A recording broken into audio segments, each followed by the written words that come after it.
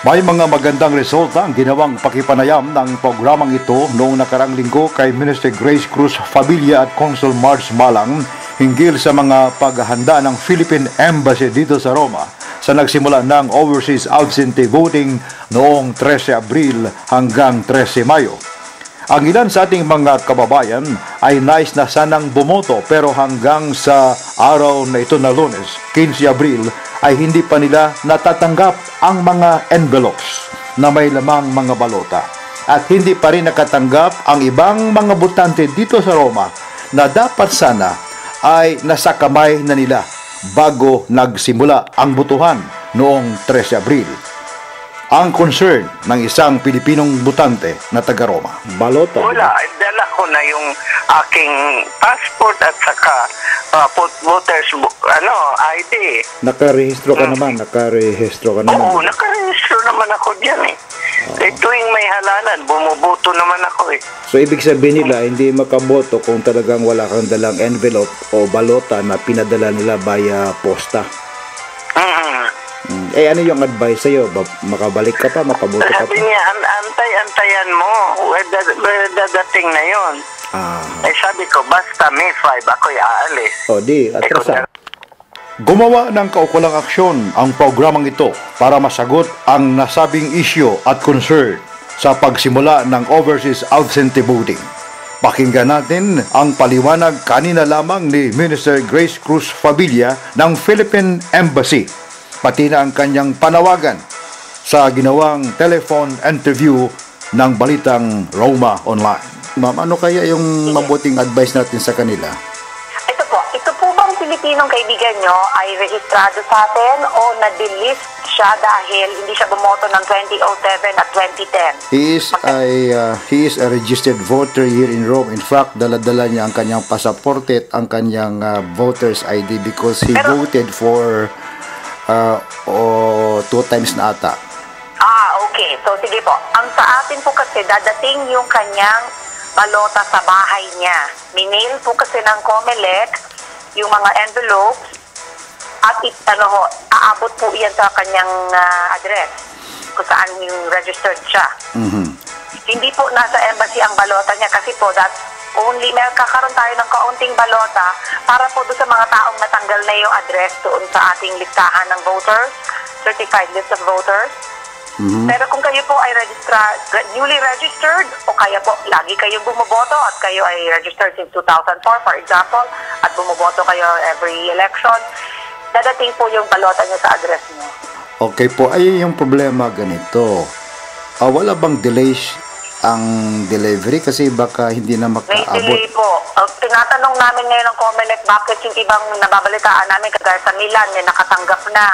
Pero sa atin po wala pa. Noong last Friday ba yun Thursday last week, may dumating pong mga balota para sa Firenze. Pinadala na ho namin sa Firenze na konsulato natin. At may mga balotang dumating para sa Messina.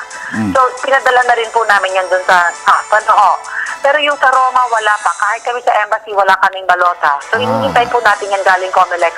Pero Mr. Allen, ito na kasi COMELEC did not really, siguro po, hindi sabay-sabay ipinadala, sabay-sabay pinalabas.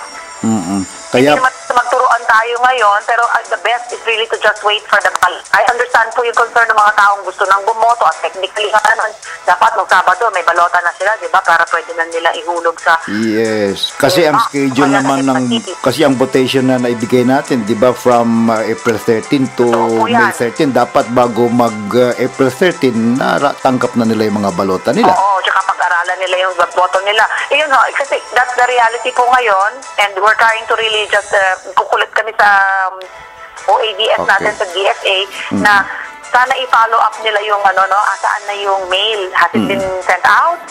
Ganyan po, saan kaya natigil?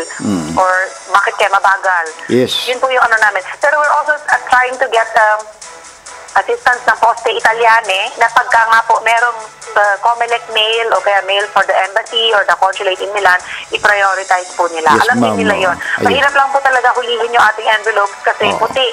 Okay. Pagka po naitangan na doon sa lahat ng mga mail dito sa buong Italia, mahirap po i-pick out eh. No? Pero they are aware of this concern na OAV nga tayo. Oo, maganda kasi ma'am, sayang yung pagkakataon na gusto pa naman nilang bumoto. Ngayon, pag hindi naman natanggap nila yung kanilang balota, tatama rin na rin silang bumoto, di ba? Ayun po, kaya dyan tayo papasok, kayo tsaka ako.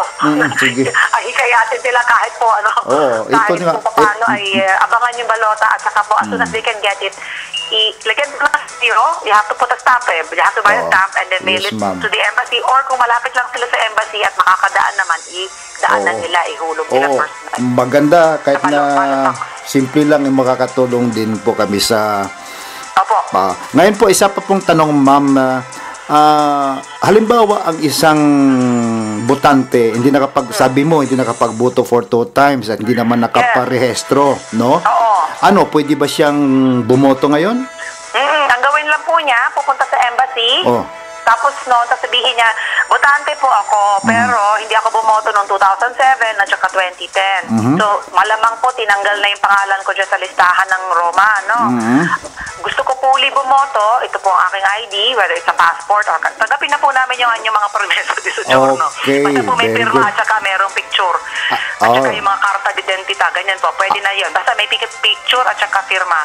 At sabihin na lang po na interesado ho akong bumoto uli ngayong 2013. Sayang pa naman yung boto nila, no? Ang problema po natin dyan, we will have to have ballots for them. Wala pa rin pong dumadating na balot. Ito lang po ako, nagpapromise lang ako na magiging maayos po ito, pero we also have to rely on COMELEC sending it on time. Yun lang po kami naiipit ngayon, ipa po dumadating. So ano po ito, iba po kami ng dispensa kasi ibo-broadcast ba natin to na antay na lang yung kailan natin malalaman kung kailan matatanggap yung mga balota at makapunta yung mga botante dyan? As soon as dumating na yung mga balota for Rome, I think marami nagtatanong sa inyo, mga tiga-Roma din. Oo, mayroon din, Oo, yan, we will advise you. Sabihan na rin po namin kayo, tsaka yung mga nagpa-interview din po kasi kami sa TFC, at saka sa Video. Ma'am, pwede mo ba akong mapadala na lang ng email o... Email, opo. Para sabihin ko, either ako po or si Consul Malang, si Marge Malang. Okay. I-email namin kayo na ito, available na, pumunta na kayo sa embassy, bumoto na kayo, or abangan nyo na, sabi ng nakaabot na dyan. Yun na po, kasi I don't know kung bakit niya nauna pa yung Milan. Baka mas magaling ang post-office. Pero tayo po hindi naman nagkukulang sa pagpaalala sa Posta Italiane dito sa Roma na unahin niyo ho yung aming mga balota.